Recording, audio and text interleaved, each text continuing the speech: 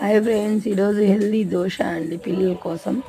ఒక గ్లాస్ బియ్యం, ఒక గ్లాస్ ఎర్ర కందిపప్పు, ఒక గ్లాస్ పెసరపప్పు, ఒక గ్లాస్ కందిపప్పు, 4 బాదం, 4 అక్రోట్, 4 జీడిపప్పు వేసి అన్నీ ఒక దబర్లో వేయాలండి. మొత్తము అన్నీ వేసి బాగా 1కి 4 సార్లు శుభ్రంగా కడిగి పెట్టుకోవాలండి.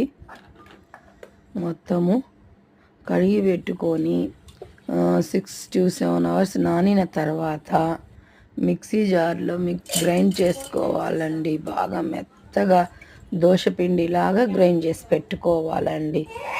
ఆ పిండిలో సోడా ఉప్పు, సాల్ట్ వేసి బాగా కలపాలండి. కలిపిన తర్వాత దోశ వేయాలి. దోశ వేసి వేడివేడిగా పిల్లలకి తినిపిస్తే బాగా టేస్టీగా ఉంటుంది. హెల్దీ ఫుడ్, చట్నీ లేకుండా తినేస్తారు. ఫ్రెండ్స్, లైక్ చేయండి ఫ్రెండ్స్, సబ్స్క్రైబ్ చేయండి ఫ్రెండ్స్. ప్లీజ్, చూసి గమ్ముగైపోతున్నారు.